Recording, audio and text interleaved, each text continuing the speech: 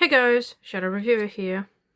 Well, today is the 1-year anniversary to what I consider the worst movie of 2024, The Mousetrap. Why am I celebrating? Well, about 5 months after I posted that video, I posted my 2024 movies ranking. 4 to 5 months later, another Mickey Mouse horror adaptation was released.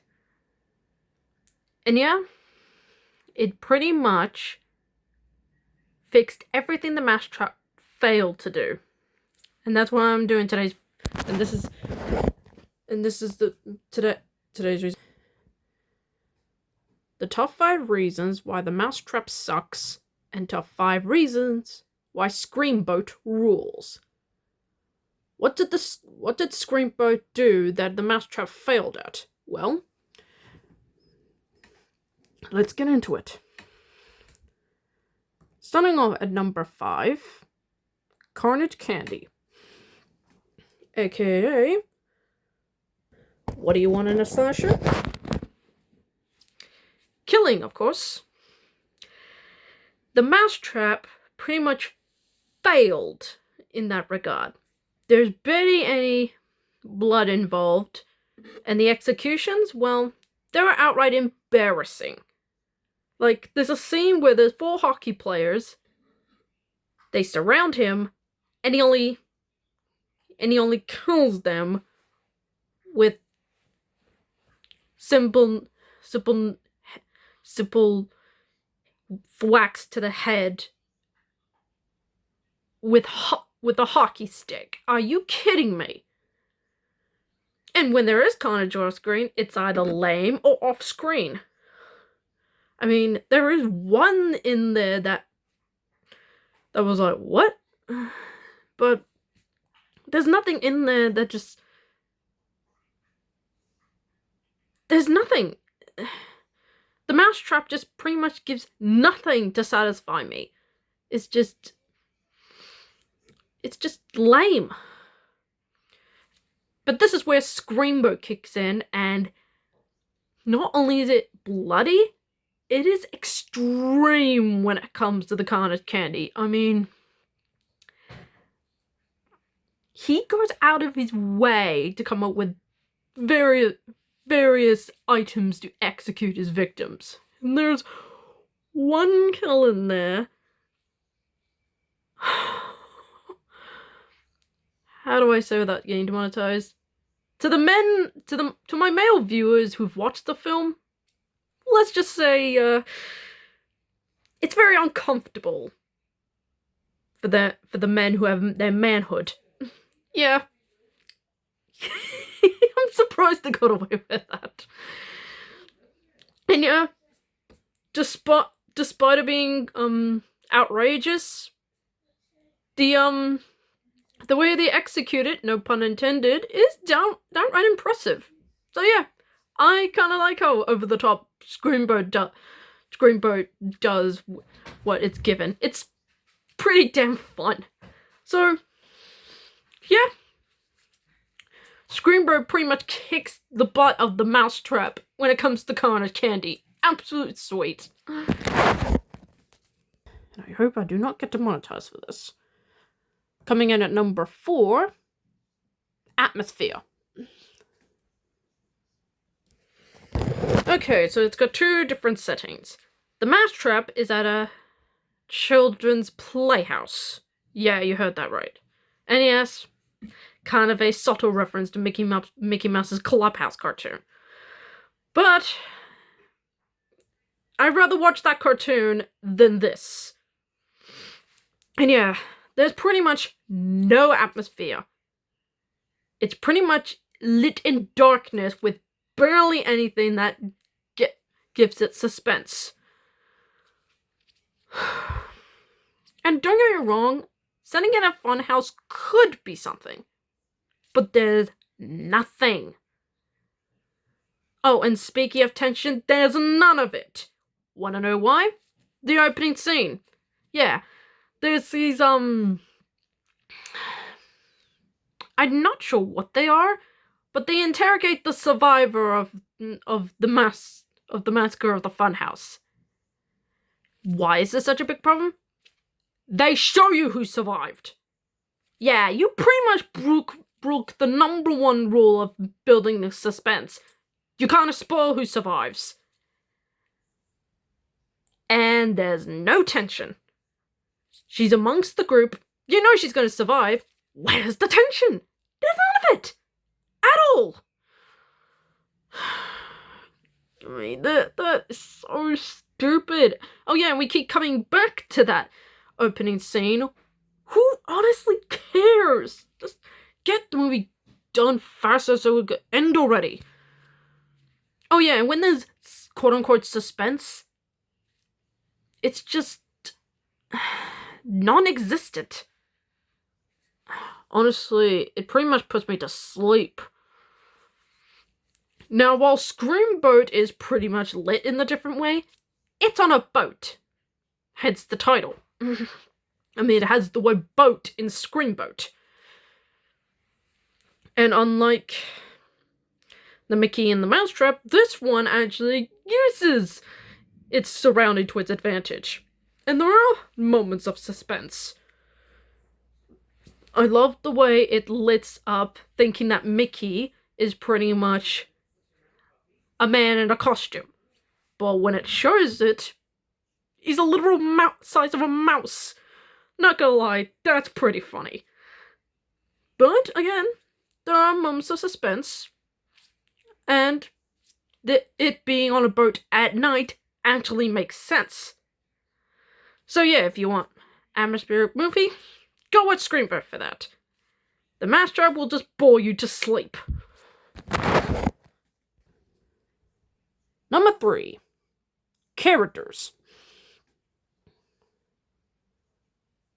Now, I will say, for both films, its characters aren't very strong or memorable, but there's a difference between the two. So, with the Mousetrap, you just got a group of friends, and one of them works at the place.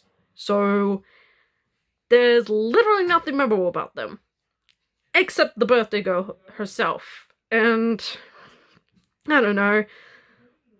You got your usual trope, your blonde, your jock, the best friend, the love interest, and yes, your final girl.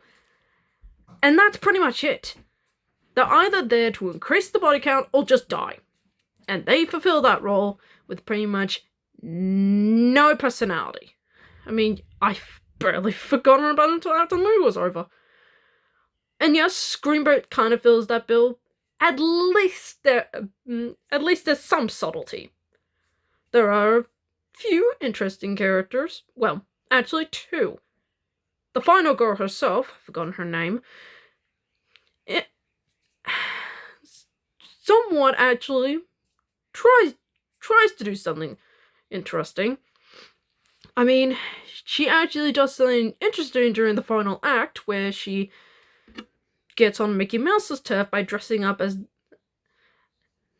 the woman he loves, which is kind of adorable. And I kind of like her best friend, the security guard? Question mark?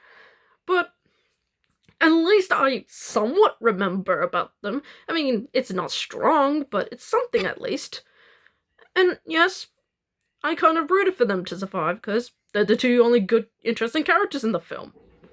That's pretty much it. But yeah, neither characters are strong in both versions, but at least in Screamboat, there's some form of investment. The Mousetrap is not. And excuse the noise in the background, my apologies. Number 2. Story. Yeah. They both feature Mickey Mouse, but they're very different. The reason the Mousetrap story is pretty much a guy is possessed by the soul of Mickey Mouse, wears a Mickey Mouse mask, and just goes around taking people out. Yes, it goes the Winnie the Pooh blood and honey route. It's just a guy in a mask, dressing up like a hockey player for some reason.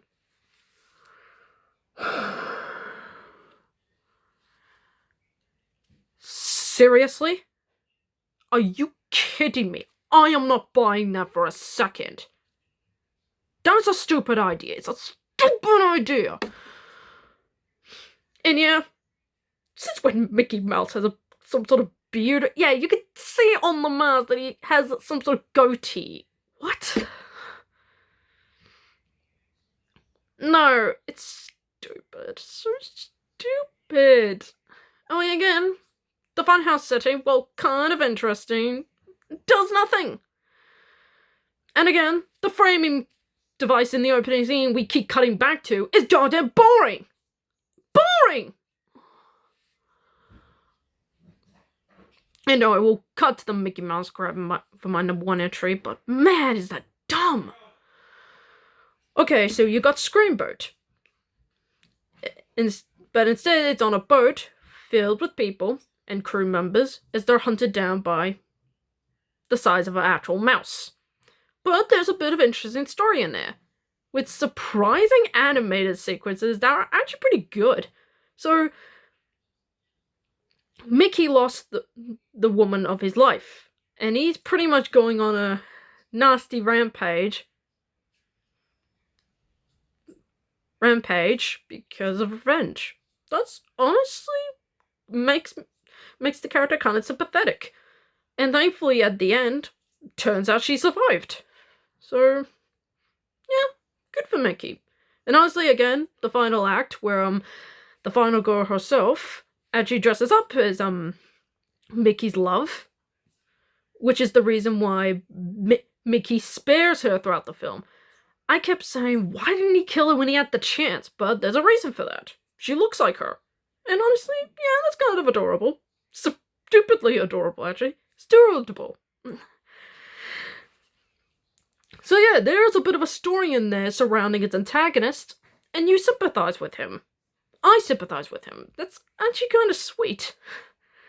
I mean, it doesn't make the killing, reasonable, but hey, there is somewhat of a story in there. So yeah, I get 100% investment. The Mousetrap? Pfft. Screamboat? Definitely. And speaking of which, number 1, Mickey Mouse. And I know he's not called Mickey Mouse, but we all know it's Mickey Mouse, aka Steamboat Willie.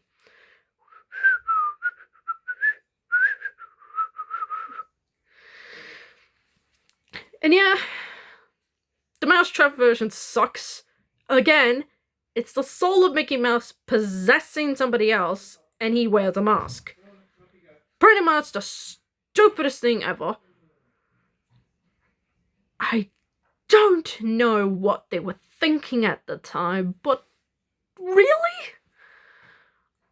Really? My god, that is so dumb. No. And why is he wearing a hockey costume? Since when? And yeah, that's pretty much it. No explanation, no motivation, not even a bit of a third act final fight. It's just a guy wearing a Mickey Mouse mask being possessed by the soul of Mickey Mouse. No. Just no!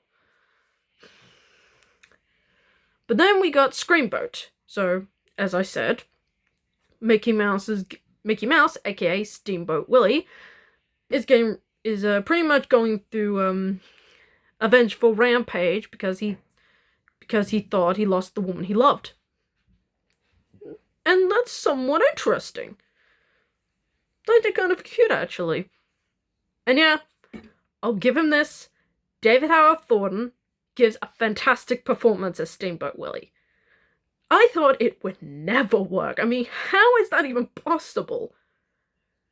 But with some, I would think, and you can let me know down in the comments if I'm wrong, pretty good digital effects to bring the character to life.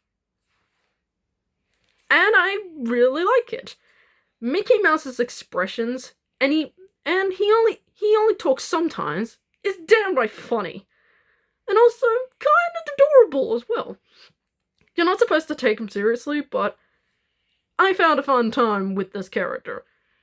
Honestly, he's the character I root for the most. And he's so damn fun. David Hawthorne is great in whatever roles he's in. Art the Clown in the Terrifier trilogy, and is the Grinch in the Mean One. And yes, he is called the Mean One in the film, not the Grinch. But we all know he's the Grinch. So yeah, Mickey Mouse is a ton of fun in this movie. So, ignore the Mousetrap version, go watch the Steamboat Willie. So yeah, if you haven't noticed already, I hate the Mousetrap.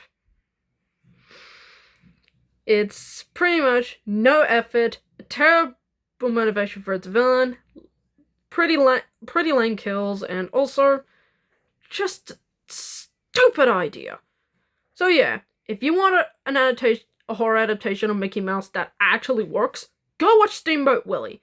It may not be much, but hey, it actually takes some effort.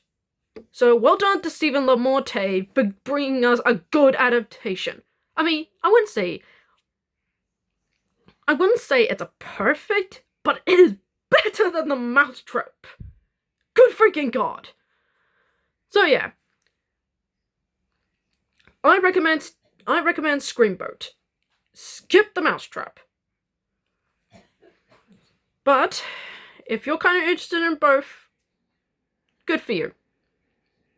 But in my visual opinion, The Mousetrap is possibly one of the worst horror films I've ever watched.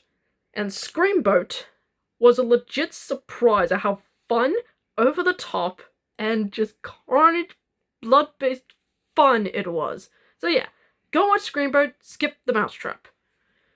And that's the end of the video, folks. I hope you like it. And hey, don't take everything I say as some fact. It's just an opinion. So give me a thumbs up, like, comment, and subscribe, and I hope to get more videos out like this. Tomorrow, I'll be reviewing the entirety of the 3rd season of Family Guy. Look out for that video. Until then, I'm the Shadow Reviewer, signing off.